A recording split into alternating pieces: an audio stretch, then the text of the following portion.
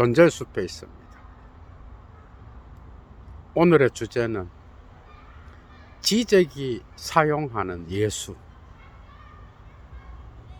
지적의 1차 자료를 읽다가 보면 그의 주저들 뿐만 아니라 대중서들에서도 심심치 않게 나타나는 게 예수야.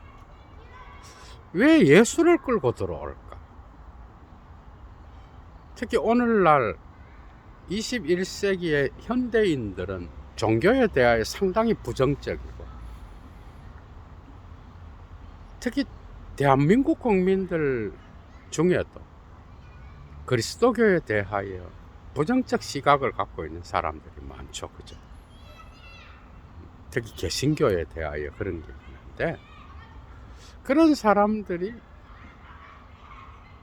사회 비판서라고 읽으면서 지적을 자꾸 이렇게 읽는데 갑자기 예수가 나타나고 의아하죠. 그죠? 예수에 대한 전이해가 없는 거예요. 전이해는 단지 부정적으로 종교를 창시한 자. 예도한테 따라와서 질문을 했던 그 학생도 그게 의아했던 거예요. 그러니까 이해가 안 되는 거지. 그리스도교를 창시한 그 예수를 왜 마르크스주의자요, 레닌의 실천으로 돌아가자고 이야기를 하면서 오늘날의 다양한 세계 상황, 특히 자본주의를 비판하는 슬라보의 지적이 예수를 끌고 올까? 심지어는요, 예수만 끌고 오는 것도 아니야. 예수의 영을 끌고 와. 사랑의 영. 그거는 사랑으로 하나 되는 영이고, 그런데 이런 자본주의에 저항하는 것이 왜 문제가 되는지 여기에 모인 자들이 하면서 막 이야기하잖아요. 정말 자주 언급합니다. 슬라보의 지제가. 왜 그럴까? 특히 오늘날 독자들이 예수를 그리스도교의 부정적인, 특히 개신교의 부정적인 모습을 보고 그 개신교를 창시한 자가 예수다, 이런 사고를 갖고는 슬라보의 지적이 언급하는 기독론이라든지 역사적 예수라든지 또 예수의 영, 성령의 개념이라든지 이런 것들이 이해가 안 되겠죠. 그죠? 분명히 긍정적으로 언급하고 또 비판 이론으로 끌어들여서 그 예수를 사용하고 있는데, 자기의 이론에서 심심하면 갖고, 사실 바디우도 만만치 않죠. 바디우는 바울까지 살려내잖아, 혁명적 주체로서. 그리고 유대 그리스도교의 종말론적 시간론도 갖고 오죠. 그죠?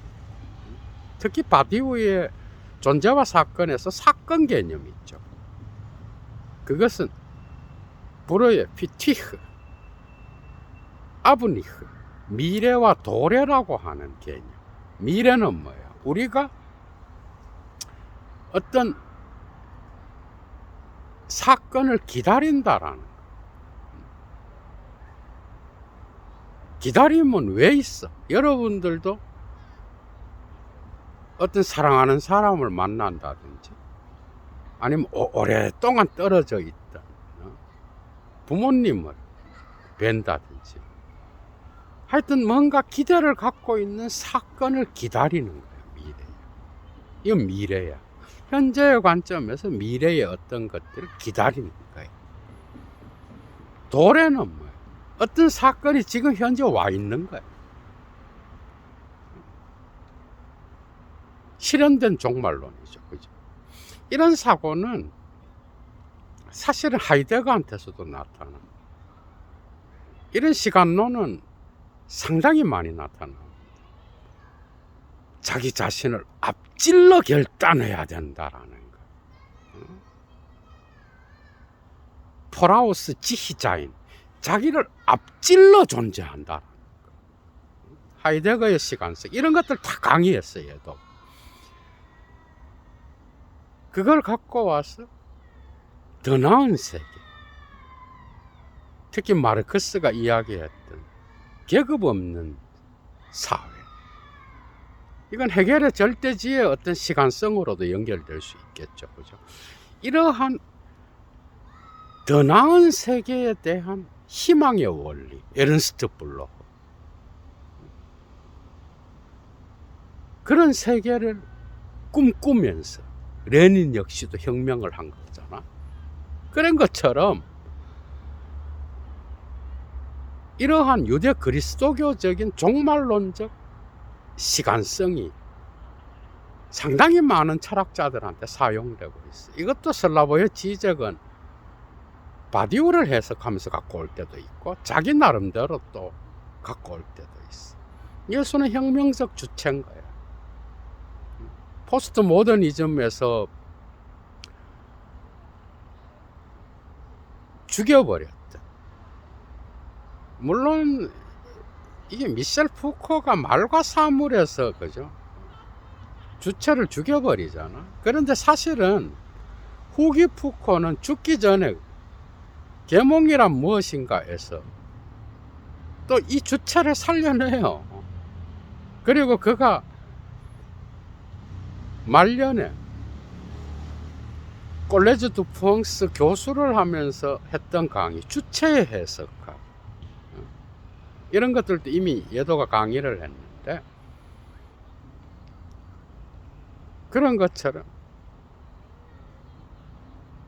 저항하는 주체, 그러니까 사회의 어떤 힘에 의하여 조정되고 그것에 의하여 해체되기만 하는 그런 주체가 아니라 이 사회 구조를 변혁시키고 바꾸어 나갈 수 있는 그런 혁명적 주체가 있다는 거예요.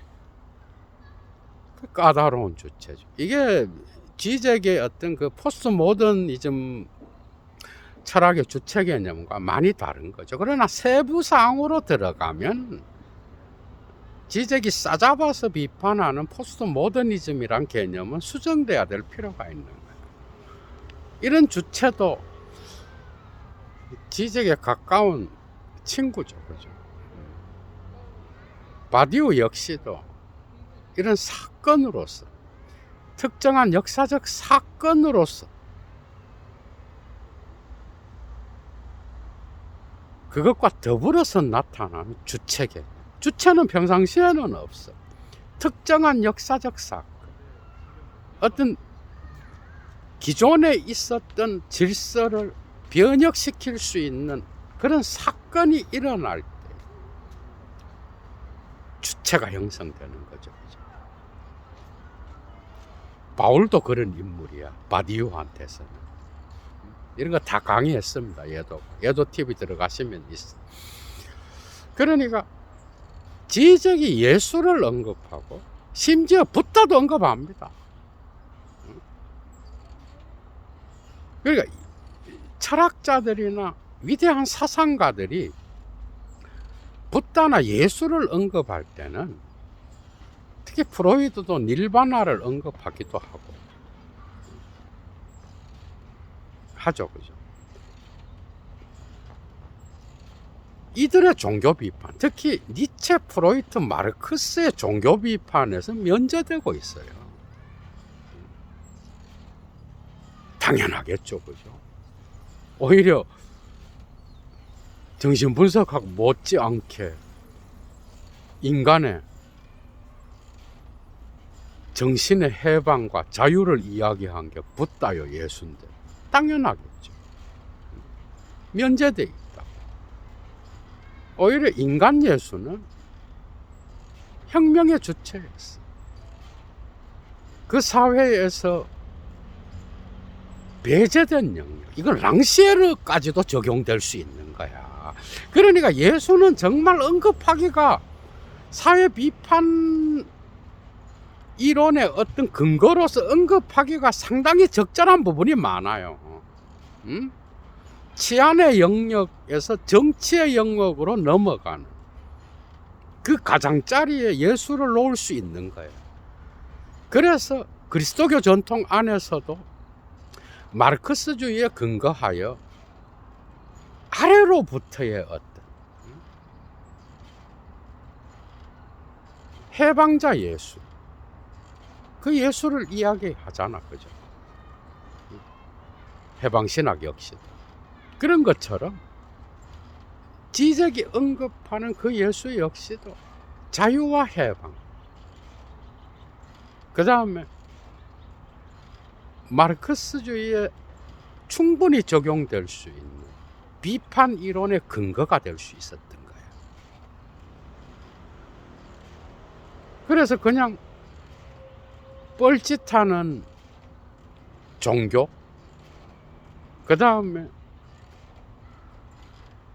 성서에 나타나 있는 예수의 얼굴을 적나라하게 드러내지 못하는 오늘날의 개신교의 모습을 보고 저걸 창시한 자인 그 예수를 왜 지적이 끌고 들어와서 이야기를 할까?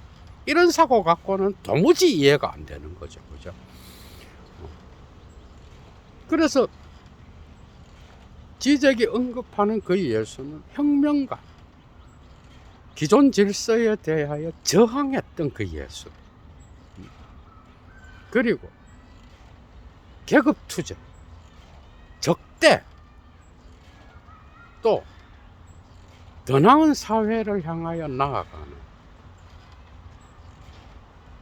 자유와 평화를 옹호했던 그 예수를 언급하는 거예요. 그래서 어떻게 보면 그 계급투쟁에 교회가 소유하고 있는 예수를 빼앗아서 자기의 비판 이론에 이용하는 거예요. 예를 들면 니체가 그 예수를 빼내갖고 그리스도교를 비판하는 데 이용하잖아.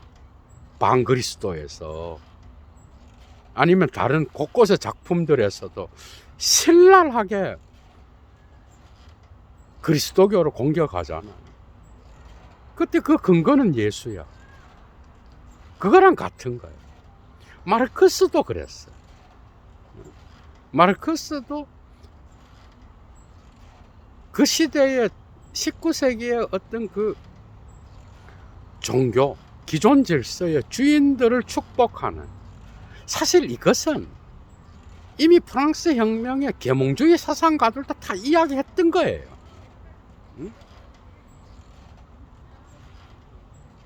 그 니네들이 믿고 있는 그 예수는 그렇게 하지 않았는데 왜 그 예수를 이용해서 니네들은 기존 질서의 주인들을 축복하고 거기에 멈추어 있느냐. 그러니까 종교 비판의 중심에 예수가 들어 있었던 거죠. 그죠? 이런 것들은 철학에서 흔하게 볼 수 있는 거야, 사실은. 그러나 현대 독자들이 지적을 잡았을 때 그들의 전의에는 뭐예요? 그냥 저런 종교를 창시한 왜곡된 종교의 모습을 보고 그 예수를 떠올리니까 지적책을 읽다가 갑자기 나타나고 뭐 사랑의 영이었다 그러고 별 이야기를 다 해요. 심지어는 얘도 이미 강의를 해놨어요. 그리스도의 기괴성이라고 하는 작품도 신학자와 더불어 쓰기도 하고 그랬는데, 독특한 철학자죠. 그죠? 그러나 신학한 사람들이 볼 때는 크게 뭐 새로운 내용은 없어. 제대로 신학을 했다 그러면 그 사람 이미 그리스도교 전통 안에서도 엄청난 비판 이론들이 나타나기도 하고 자기 비판이 나타나죠. 사실 몰트만의 십자가에 달리신 하느님도 아도르노의 비판 이론을 연상시키는 그래서 예수의 십자가에 달린 그 십자가를 썩어 빠진 그리스도교의 어떤 부패를 해체하고 비판하는 데 사용하고 있잖아. 그랑 같은 거예요. 그 맥락에서 보면 된다고. 그러니까 종교의 창시자로서 슬라보의 지적이 예수를 끌고 들어오는 게 아니라, 바디우도 예수와 바울을 끌고 들어올 때도 특히 이 바울을, 니체가 죽여버린 그 바울을 혁명의 주체로서 갖고 오잖아. 로마 시대에. 바디우는 갖고 올 때도 그것은 철저히 이 땅에서, 저 하늘에 무슨 구원 이거랑 관계가 없어. 이 땅에 역사하는 영, 이 땅에서 살았던 그리스도, 예수, 역사적 예수, 이 땅에서 다마스쿠스에서 그리스도를 만나고 로마를 향하여 아주 조직적인, 심지어는 레닌의 어떤 그런 탄탄한 마르크스에 대한 재해석을 통하여 그 조직력이 있죠, 그죠? 그래서 실천을 수행하잖아. 이런 마르크스 사상 안에는 그리스도교의 실현된 종말론이 들어있다고. 어떻게 보면 마르크스한테서는 물 자체가 뭐예요? 물 자체가 프롤레타리아예요. 마르크스한테서. 헤겔한테서는 절대정신이요. 쉘링한테서는 뭐야? 자연의 주체죠. 그죠? 나투얼 주프젝트죠. 피테한테서는 자아겠죠. 그죠? 활동하는 자아. 타트 한둘. 지적 직관을 통하여. 자아성에 근거하여. 이런 것들은 칸트의 사유하는 자를 받아들여서 그 당시에 프랑스 혁명의 어떤 그 혁명적 분위기 안에서 피테가 만들어낸 철학인 거야. 비센 샤프트 레레라고 지식론에 나타나죠. 그죠? 여도가 이미 곳곳에서 강의를 했어. 따로 강의를 한번 할 필요는 있을 것 같아요. 피테도. 단편 강좌에 좋은 강의가 많습니다. 여러분. 이런 것들. 절대자라는 강의도 참조하시고. 그런 것처럼 지적이 예수를 언급할 때는 이런 교회에서는 가리워진 기존 질서에 저항하고, 그 다음 계급의 고정성을 인정하지 않는, 이건 붓다에게도 적용되죠. 그죠? 그 당시에 카스트 제도에 저항했잖아. 인간 붓다 역시도. 그러니까 예수나 붓다는 살아있을 때 그들이 가르쳤던 것은 상당히 현실적인 거야. 모든 문제들이 현실의 문제에 있어서 사람들이 고통스러워하고 괴로워하고 미칠 것 같이 아파하는 그런 문제들에 대하여 가르침을 통하여, 지혜를 통하여 그것으로부터 해방을 얻는, 자유를 얻는 그런 분들이었죠. 그런데 이게 이제 제도화되면서 변화된 뭔가가 있겠죠. 또 그게 철학자들이 언급하는, 여러분들이 종교의 창시자라고 알고 있는 그런 성인들은 철학자의 손에 잡히게 되면 비판 이론의 어떤 근거로서 사용된다라는 거예요. 재미있죠, 그죠? 그런 것, 이런 것들을 반드시 기억하시고,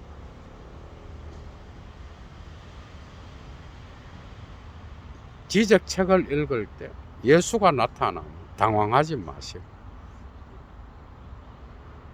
읽으시면 좋을 것 같아요. 얘도 물러갑니다. 주스.